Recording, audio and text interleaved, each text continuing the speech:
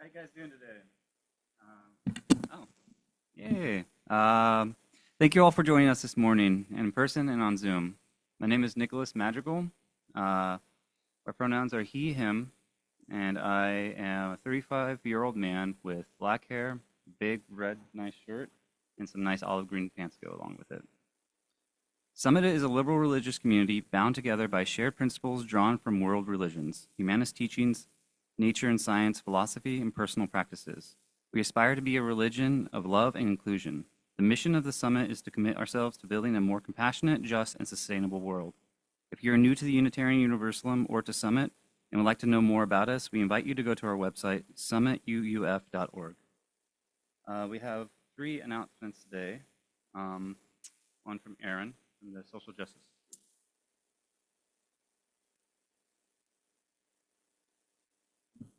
Good morning.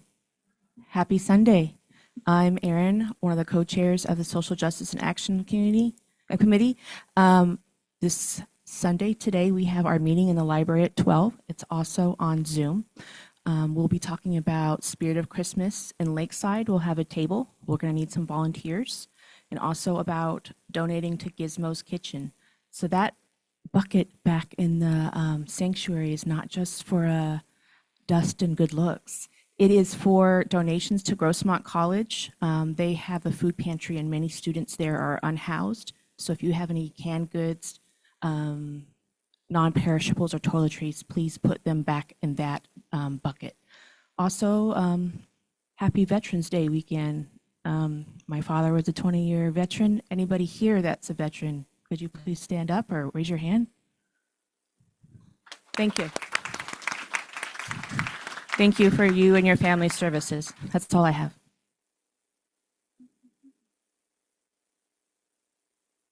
Next up, we have Al. Announcement.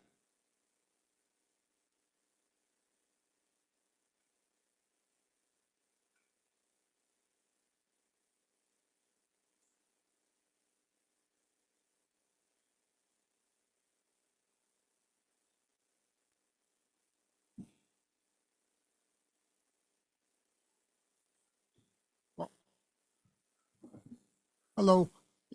The board decided we're going to have a Thanksgiving potluck. A lot of us are alone, and so we have a ham will be provided, and we also will provide a turkey, and so it will be for all ages. And if you could bring a side dish, fine. If you can't, just attend. So 1 o'clock on Thanksgiving Day. So we hope it'll be nice to get together. So there's a lot of us. I think. In the salon. Okay, nice, yes. Thank you. Right.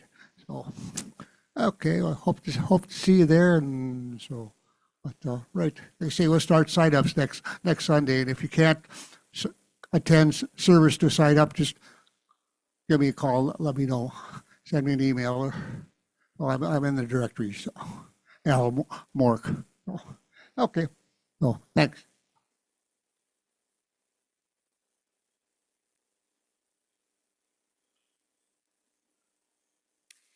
Good morning. My name is Shannon Allen. I am one of the co-chairs for the auction. Welcome to the Dragon Sanctuary.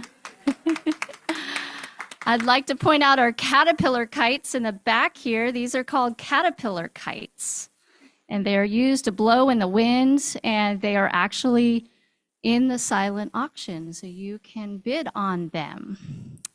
This is my very last pre-auction announcement. The auction is next Saturday at 5 p.m. Please wear red.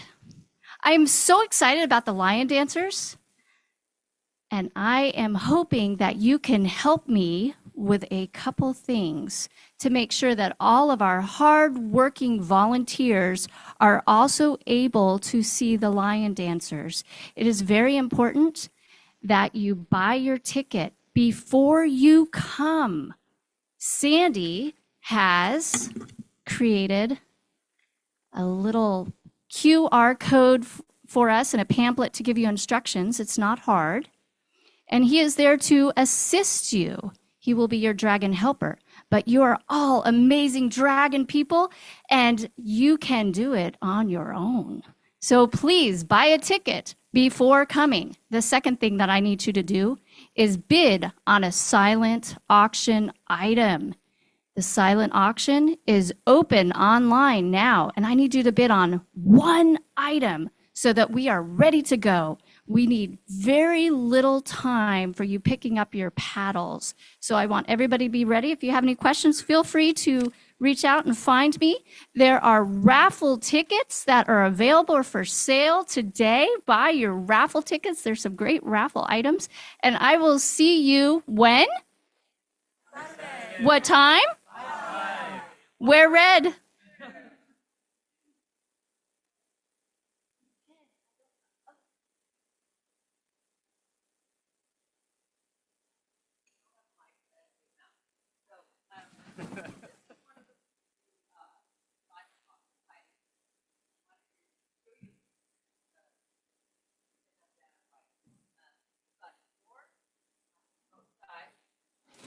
It's woven split bamboo with metal strips that are embossed.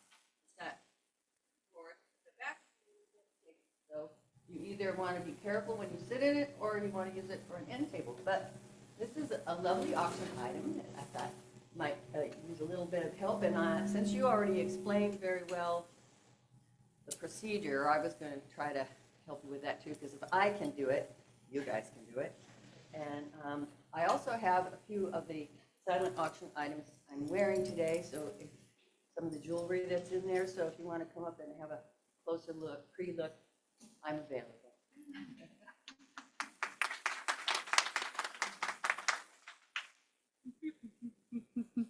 Thank you, guys. All right, I'm going to pick this one.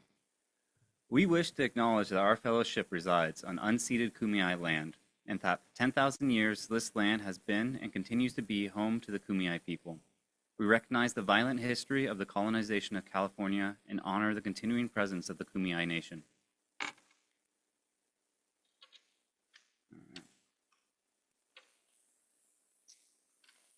So, a thing for chalice lighting, it's called It's Good to Be Together. With thankful hearts, we have come together this morning to celebrate the bounty of the day, to bask in the warmth of this community, to share with friends the tides of our lives, to entertain perennially our hopes for a better future. We join together this morning as always to resist injustice and inequality wherever they may be found. Our hearts are touched by the human need we feel around us, whether far away or within the reach of our hand. We come here to be together because this is how we believe our lives are best lived. In questioning and in conversation, in compassion and in service, in gratitude and in joy, in companionship and in love. It is good to be together with you this morning.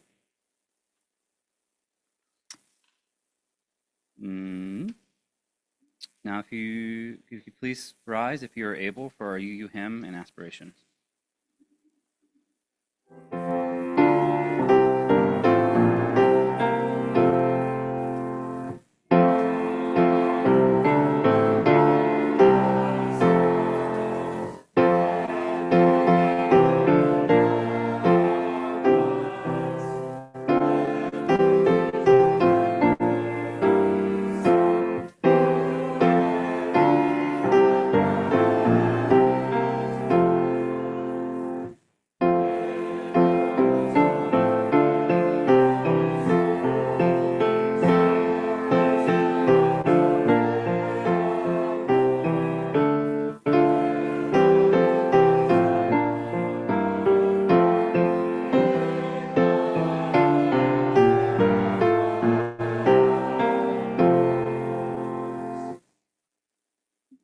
May love be the spirit of this fellowship. May the quest for truth be its sacrament and service be its prayer. To dwell together in peace, to seek knowledge and freedom, and to help one another in fellowship. This is our aspiration.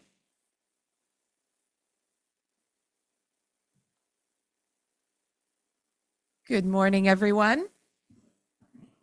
I am the Reverend Casey Marie Pandell. God, I hope that never gets old. And it is my joy and honor to be the minister here at Summit Unitarian Universalist Fellowship. Whether today is your first visit or your 5,000th visit, you are whole, you are holy, you are loved, and you are always so welcome here. Our reading today are words from our own Glenn Sasaki. On Thursday, he came to visit Mary and I with Vicky in the salon for some time of sharing and community. And he shared that he wrote these words 50 years ago, and they are as relevant today as they were then. The winds of fortune often change, and when they do, they rearrange all the plans that one has made. And as the dreams begin to fade, it makes one stop and wonder why one still bothers to even try. But as one sinks into despair, there comes a stirring in the air, and though one never knows quite when, the winds of fortune change again. Welcome to worship. Please rise in mind, body, or spirit as you are able to join us in singing hymn 1051, which for our newcomers can be found in the teal softback hymnal, and our music director, Duncan, will be cantering today.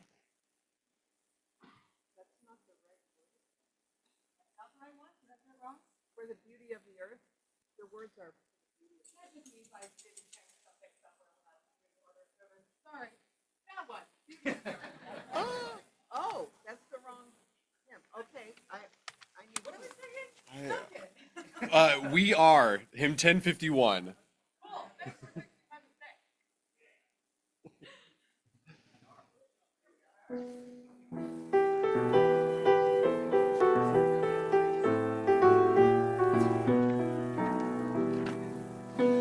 Each child that's born, a morning star rises and sings to the universe who we are. For each child that's born, a morning star rises and sings to the universe who we are.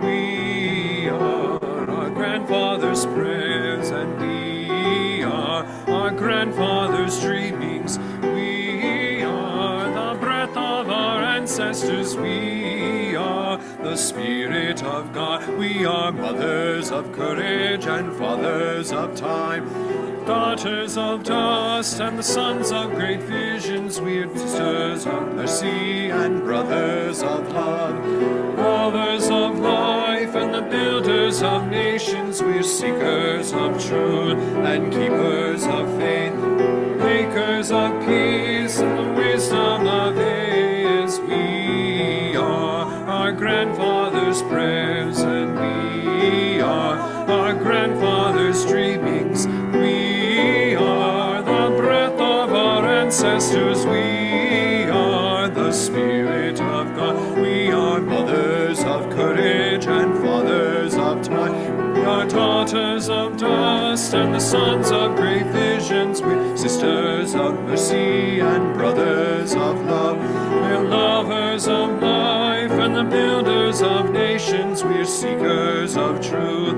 and keepers of faith. We are makers of peace and the wisdom of ages. We are our grandmother's prayers, and we are our grandfather's dreamings. We are the breath of our ancestors. We are the Spirit of God. For each child that's born, a morning star rises and sings to the universe who we are. For each child that's born, a morning star rises and sings to the universe who we are.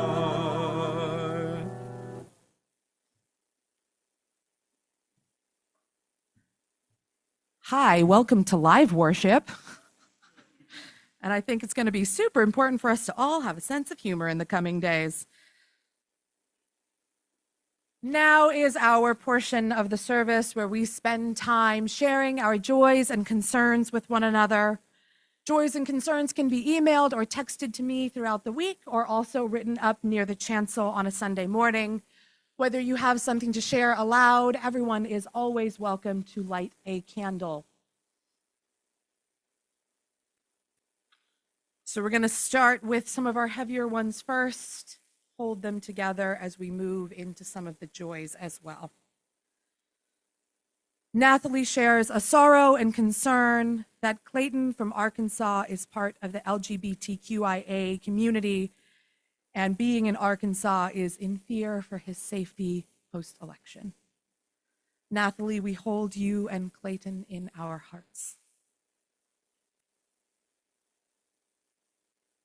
Addie Madrigal shares a sorrow and a concern that she also has a real fear for her safety in this country as a woman, a person of color, and as a member of the LGBT plus community. And she finds it very disheartening. Addie, we hold you in our hearts. Nicholas Madrigal shares a joy, sorrow, and concern that the combined emotion of seeing radical change with the concern and sorrow for the coming decade and joy of seeing our community grow in strength. The biggest growth comes from the hardest trials. Thank you, Nick. Chuck and Kathy Young share a joy that last Sunday they celebrated their 17th wedding anniversary. And they share that they were the first couple married at this location in this sanctuary on November 3rd, 2007.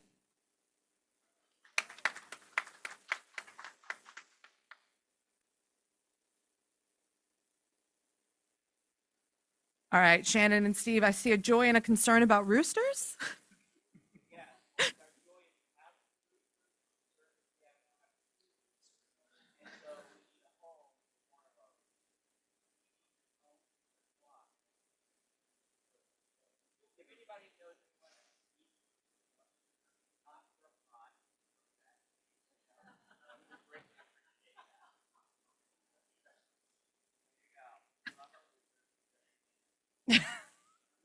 He said it better than I ever could have. Do not call me about the rooster. Call him about the rooster.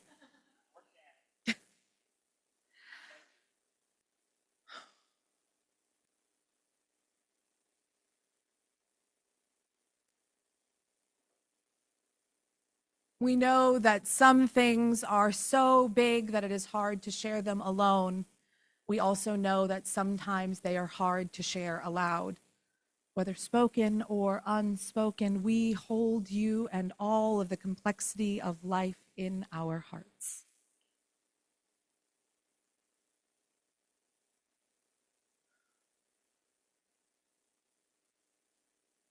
And I would like to invite our Director of Religious Exploration, Mary Carter Vale.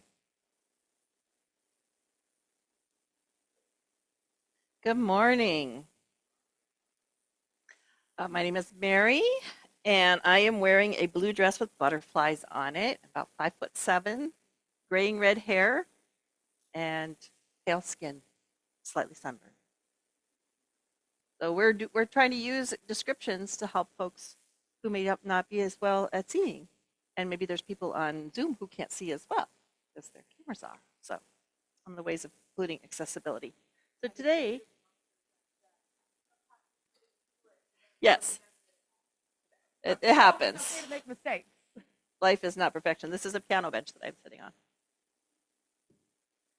So I have a story for you today. I've told this story before, and I usually pick to tell it at a time when it feels like there's been some disruption. And this story is repairing the broken. I've also called it the Shogun's Teacup. So the story is about the origins of an art form called kintsugi, which some of you may have heard of kintsugi before. And this story is not historical because the historical details of how this art form originated were unknown. There are some pieces that were picked up, and one is this art form started with the need of a shogun which is a warrior lord. So somebody who was trained in the art of war, but also ruled over a community of people. And this particular shogun was also a scholar, a patron of the arts, and a poet. And his name was Ashikaga Yoshimasa. And Yoshimasa was his first name, and Ashikaga was his family name. They came from a family line of shoguns who lived from 1436 to 14, and he lived from 1436 to 1480 in Japan. There's your background.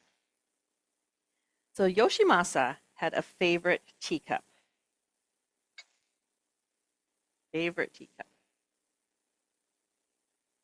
And each day he used this cup for his sacred tea ritual. This was deeply spiritual time for him. He looked forward to it each day. And his beloved cup that he had had for many, many years was made from ceramic and had come to him by boat from China as a gift. Not everybody had ceramic dishes back then. So this was very special. One day, something terrible happened. At the end of the ceremony time, the cup slipped from his grasp and dropped to the ground and broke, going back to my props, into several pieces. A broken teacup. Does anybody feel like they've broken into several pieces? Very sacred, and it's broken. Very sacred to him, and now it is broken. So, with the several, he was heartbroken. This was his favorite teacup and had deep spiritual meaning for him because he used it for many, many years. So he carefully picked up all the pieces and put them into a wooden box. And the next day, he used a different cup for his ceremony. It was not the same. This was a new cup. It did not have the history or the memories or the feel or the sacredness of his previous cup. After many days of much contemplation, he decided to see if he could repair his old cup. So he took the wooden box of pieces to his local artists, and none of them had ever worked with ceramics before. They were experts who worked with fine metals and with wood and lacquers, but no ceramics. And they suggested that he send it back to the artists who had originally made it in China. So Yoshimasa carefully packed his cup pieces and wrote a note to the artist who had made it, asking him to repair the special vessel for him. And he sent the cup to travel by boat and overland with a special courier to the artist who had originally made it. It took months to travel there and to return. Now, at the time, ceramic artists would replace a broken object rather than repair one, right? There was no super glue, okay? So they'd have to make a new one. So when the cup arrived, they were honored that it held such value to the shogun, and they wanted to make him a new one. And the courier assured them that Yoshimasa wanted the same cup repaired rather than a replacement. Now, this was a puzzle to these crafters, and they tried to come up with a way to put the pieces back together. But you see, like I said, no super glue, no epoxy. So they did their best they could with what they had and packed the cup up and returned it. So when the courier returned, he took the box directly to Yoshimasa, who was very excited to be reunited with his cup. And he carefully unpacked it. He pulled out the new cup. The ceramic artists, of the time, here's the new cup. Now, the ceramic artists of the time used what looked like metal staples to wire the pieces back together. Well, the cup was once again in one piece. It could no longer hold water. Hole in it. You see the hole? It could no longer hold water. And it could no longer hold his tea. This was not what he wanted. He wanted to be able to use this cup again, and he couldn't. So he went to his local artists again with the cup and the ones in his community and showed them the repair and his wish to be able to use the vessel for tea ceremony again. He asked him if it was possible to find a new way to return this cup to its former glory. Now, the artists, they looked at the cup to see what they could come up with. Now, they were very clever, but they had never worked with this material before. So they began to experiment. They began to wonder, what could they come up with? And they removed the wires, returning the cup to a collection of pieces. They tried many different things to see what could work. They discovered that a glue-like substance made from tree sap called lacquer would actually hold the pieces together. It was not quite strong enough, so they added gold dust to the melted glue, the melted tree sap, to make it stronger. And this was the glue that was used to put the cup back together. And it was watertight, so they could be used for tea again. There was one problem, though. You could see each crack that was filled with the golden glue. When Yoshimasa received his repaired cup, the repaired cup, see the glue better from the inside. When he received his repaired cup, he was stunned. It was not what he expected. It was usable in that it could hold his tea once again to be used for his daily ritual. It did not look like what it had before it broke. Each crack was highlighted by a line of gold. This was different. This was new. This showed the story of the cup. It spoke of the break. It spoke of the journey, the creativity, and the repair.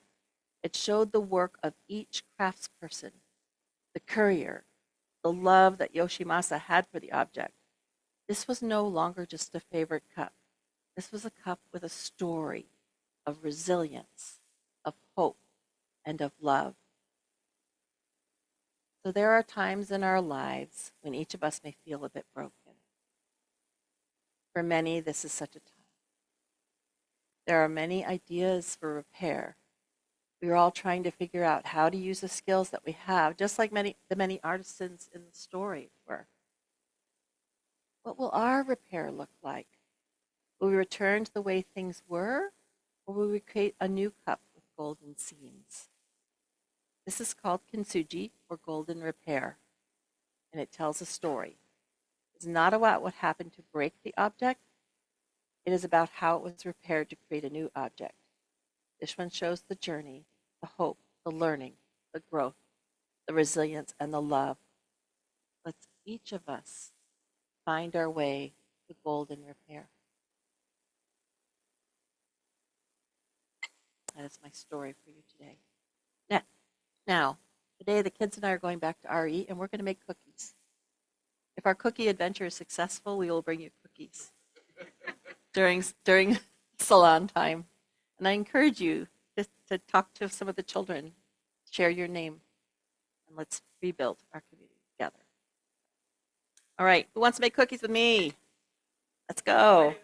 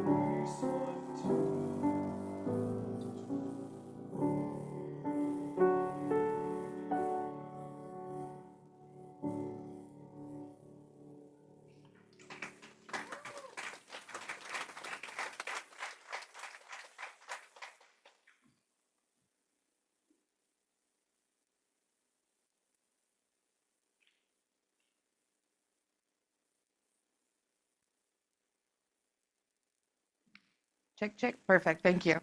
Thank you, tech team. Normally, this is the part of the day where I would have a meditation portion, but I think that was the perfect meditation this morning. Thank you, Duncan. And I know that that was a really important song to a lot of people in this room that used to be sung by a voice that is no longer with us. So we hold that grief in our hearts as well and know that that voice is still in our hearts. Don't get used to this, by the way. I know I told you guys last week that I wouldn't be preaching without a script, but I think this is one of those weeks like last week where when the Spirit says move, you move. And I know this week has felt, at least to me, like it's been 1,000 years. I can't believe that Election Day was Tuesday, and it is only Sunday. I did. Who else is? It's been a lot to hold this week. Since Tuesday, we've heard the cries of your body, my choice. We know that Black folks in the South received your nearest plantation on Monday morning. And if you didn't know those things were happening, now you do.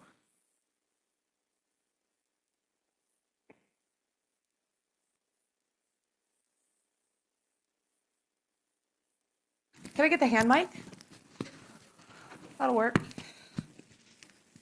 Pause.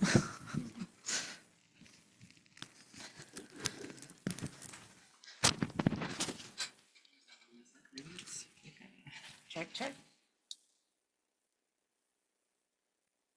Check, check, check. All right. So we know it's a really, really scary time. And we've heard people say this week, oh, it's not going to be that bad. But there are a lot of us who are really afraid right now. And those things that have been said loudly, proudly, with people's whole chests this week, there's videos of people saying those things and reading those text messages. Those things are made to do one thing: instill fear. They want us afraid. We have been too loud and too proud in our messages of justice and equity. They want us afraid and they want us silent. I think one of the important things that's going to get us through the next 4, 8, 10, who knows how many years, is the most revolutionary act I can think of, and it's joy. They cannot take my joy from me. I have worked too hard. I have fought blood, sweat, and tears and clawed my way through grief to find joy again, and I find it here amongst you every week as well. The one thing that we can see throughout history that has kept people resilient beyond measure is absolute joy. There will still be weddings. There will still be children born. There will be celebrations had even in the darkest days because they cannot take my joy from me. And nor should they try to take it from you. We've heard people a lot this week also say, oh, it can't be that bad. We should all still be friends. Within reason, there is something to be said for that, because there is some work that's going to need to be done with some people across those aisles. But we know it's not going to be possible for everyone, and we know it's not everyone's work to do. I also don't think a blue bracelet is going to be enough. And if you don't know what I mean by blue bracelets, there were a number of particularly white women this week who were not that white woman. I didn't vote that way, who wore bracelets as a show of solidarity, but I don't think that's enough anymore. I don't think it's just in the things that we wear and the posts on Facebook or Instagram. Last week, I mentioned that I've been reading Adrienne Maree Brown's Emergent Strategy, and she talks about it being the little things. It's these moments between us, these conversations that we have. Who tried to have conversations before the election with folks? Were any of you successful? It takes work. And we know that not everyone's going to listen. But this is where the community becomes really, really important. When we come here on a Sunday, we're building that resilience from the ground up. When we show up on Saturday for our auction, it might feel kind of weird to be celebrating something when it feels so heavy. But that joy, you cannot take my joy from me. We will celebrate together. We will build this community together. Those of you today who are new, and I can see a few of you from here, you are here because you want to be in community together, and we welcome you wholeheartedly today. On those days when it's really hard, and it has been really hard this week, I remember what a beautiful community we have here and the good work this community will do together. I've said a few times over the year that I've been here that y'all hired a punk rock kid from Orange County. And someone said this week, this is go time. This is what you were trained for. I think the most punk rock thing that I could think about is loving your community. See, I've never been to a punk show in my life where if someone fell in the pit, the show didn't stop and they picked that person up. I've seen musicians that are known around the world stop their show and say, help that person up.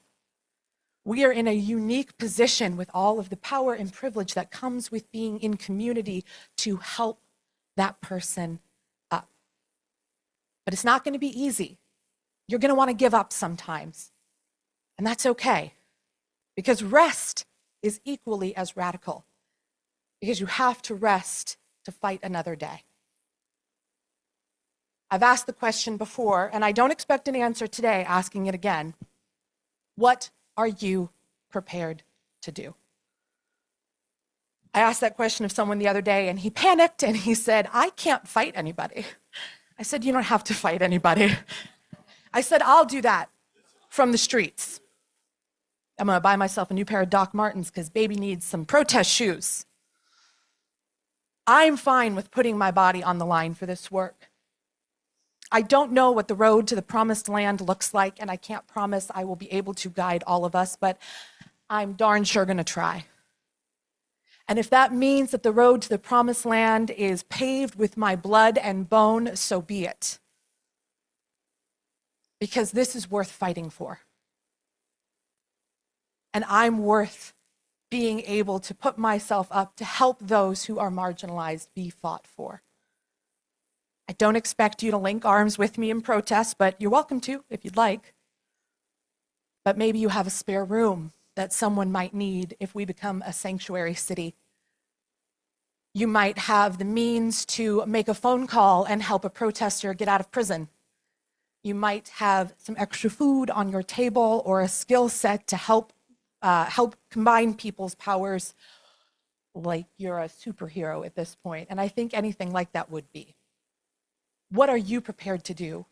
What are you able to do? And if you haven't asked yourself that question, you need to start thinking about it now, because that is how we resist. We come together, we use our love and our skill set to do better for this world.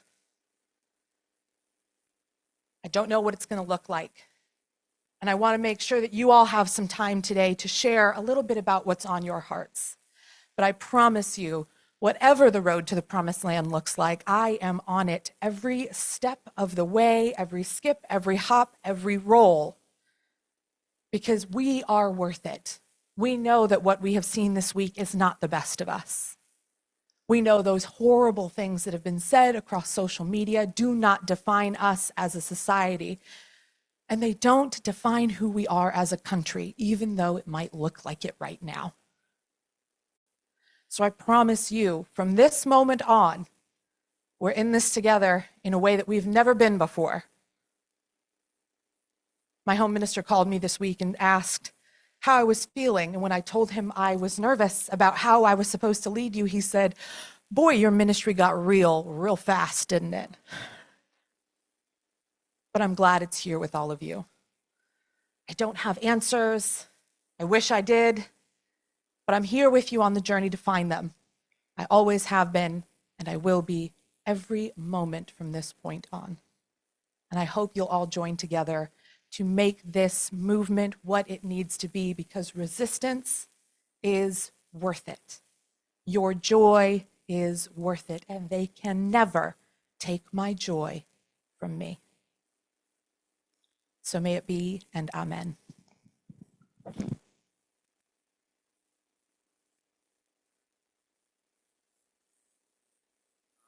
So we're gonna do a little something special where we usually have the 15 minutes afterwards do communication, but we're gonna invite the floor now for any kind of discussions that anybody want to voice their opinion or kind of just get it out over this last week. There we go. We're still going to have community gathering, but if there's anything on your heart that you would like to share right now, now's the time. And if you would like to light a candle during this portion, you're welcome to as well.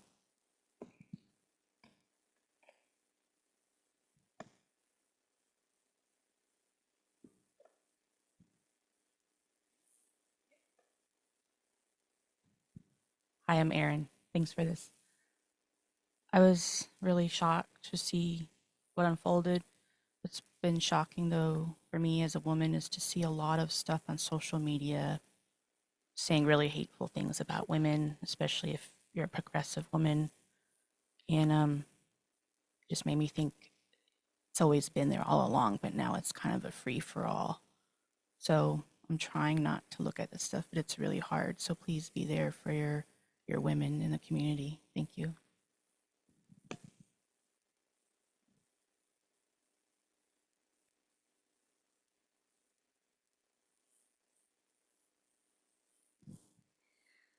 I want to mention a couple things. One is resilience, and also being smarter. And so a couple of the ways that we can be smarter is to know your resources. Know that copper IUDs last for 10 years. Know that Marina IUDs last for 5 to 8 years. Also know that Plan B has a 4-year a shelf life.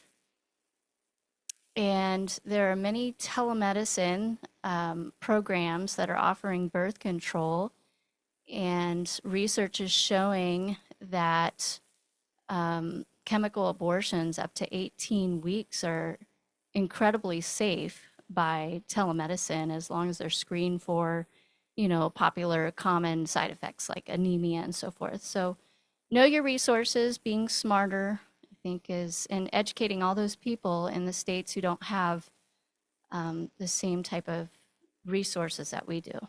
We all know people in other states.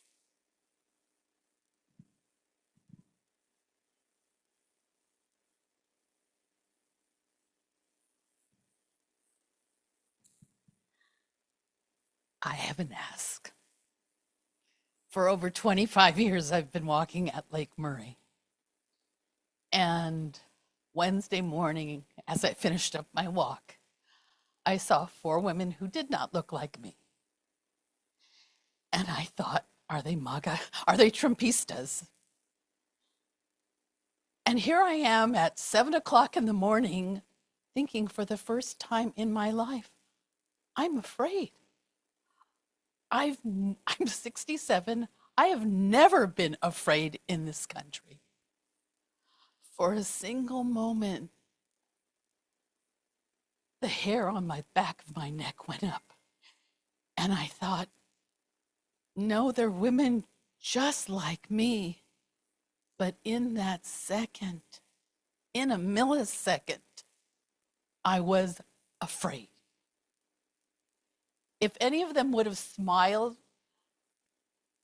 it would have dissipated. And I don't know their political affiliation, and they might have been feeling the same thing I was feeling. But with a gentle smile, a nod of the head, all that might have been dissipated. So I'm asking, even in our pain now, to smile, to acknowledge one another, because it can and it will make a difference.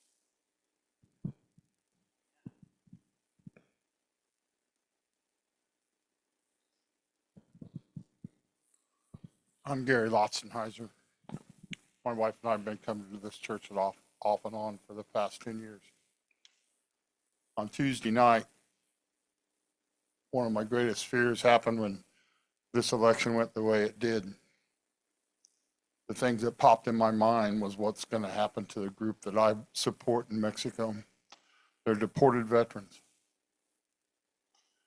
who are trying to get home. We've got a lot of them home. But now they're fearing that their humanitarian paroles will be removed and sent back to Mexico. It's a very big scare. And we're supporting them and trying to do the best we can. In fact, we have a pizza party tomorrow honoring the deported veterans down at the support house in Mexico, in Tijuana. And then something really cool happened. In the darkness of this nightmare that we're about to begin, I got a phone call. This phone call was awesome. Scary, but awesome. One of the veterans, who's been deported probably the longest here in Tijuana, almost 25 years, 26 years, Ruben Robles, got notification yesterday, or this past week, a couple days ago, that he gets to come home. And we're trying to get him to come back. Now, how long he gets to stay, we don't know. But most importantly, we hope to get him VA help and get him in the VA and get him the medical attention that all these deported veterans need that haven't had it, in his case, for 25 years. Others in 17, 18 years. 6 or 7, 3 of which have passed away this past year, never got that medical attention. So in the lightness of all the darkness, there's hope. And I hope that it continues in just little bites and pieces. Thank you for your time.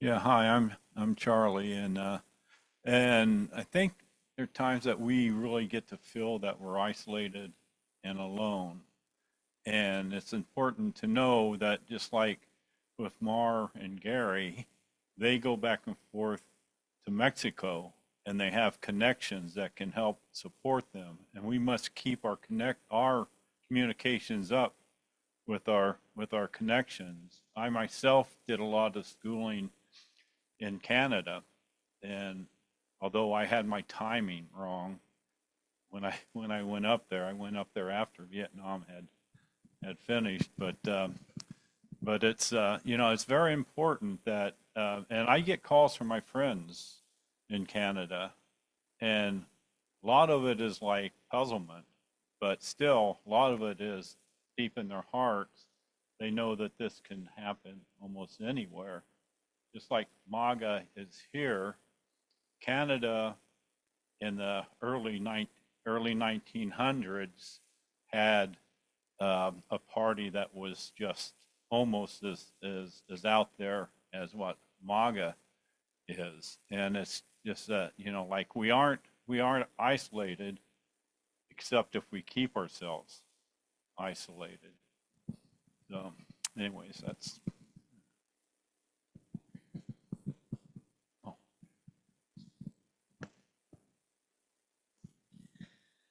Hi, my name's Sarah.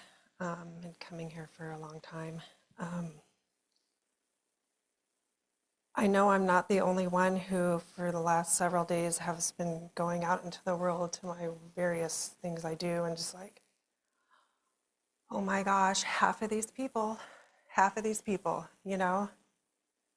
I'm scared. And my daughter is gay, and she and her partner live in a trailer park in Lakeside surrounded by right-wingers. And there are going to be people like that. I mean, Southern California is not a bad place to be. I'm scared for a lot of people, a lot of places, and we all need to step up and see where we can fit in to help somebody.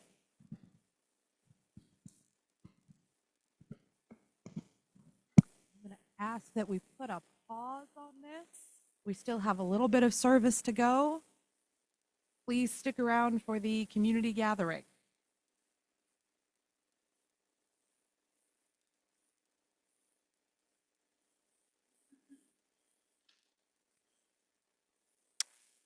Your Sunday morning offering is a gift that provides Summit UU Fellowship the financial resources to help build a better world together. The smallest gift is welcome. For those of you on Zoom, the link can be found in the chat box. Please select the Sunday plate option to allocate your donations to the appropriate account.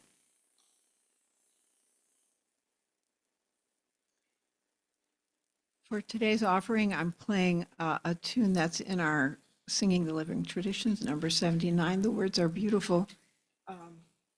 No number tallies nature up. They're by Ralph Waldo Emerson. So if you want to read or follow along or sing or hum, that you're welcome.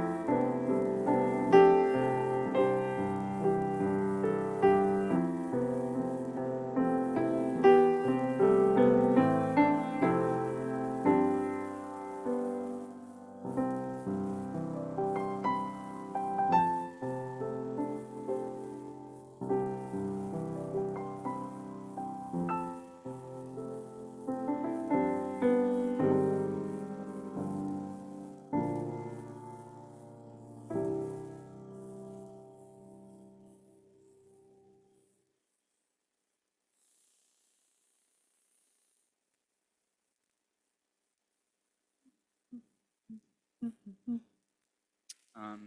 you may please rise if you're able to sing our closing hymn, number 142, Let There Be Light.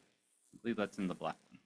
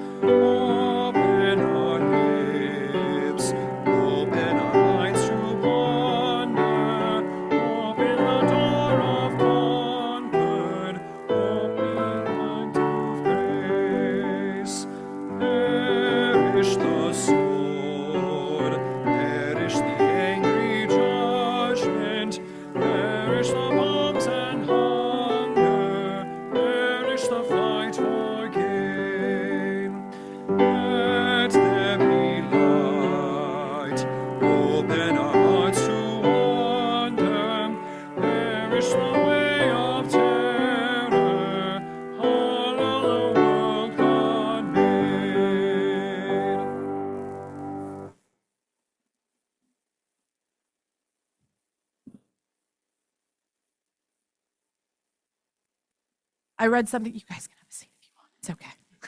You're going to have to stand up again in a second, but go ahead and sit down. I read something this morning from Brene Brown that said the key to despair is hope. Despair is an emotion that can spiral us further and further into darkness. But the interesting thing about hope is that hope is not an emotion. Hope is a practice. Hope is something we choose every single day. And I am more hopeful every time I see you all in this room. We saw it today. We saw this community start to support each other through sharing our hopes, our fears, our joys, our information, our knowledge. Our job now is not to reinvent the wheel. There's nothing I said today that is particularly radical, but maybe for some of us in the room, it is. For some of us who have never had to fear for our lives or safety or those that we love, this may be radical, that you cannot steal my joy. Find the work. Plug in. It's already happening. Where can you find your place in it? Where can we, as Summit, find our place in it? There's a quote from a TV show called Firefly. Some of you noticed it. And Captain Mal Reynolds, a bit of a renegade, says, "We might be on the losing side, but I'm not convinced it's the wrong one." Amen, shalom, salam, ashe, namaste, and blessed be. Go now in peace. May the light within you be a blessing to the world.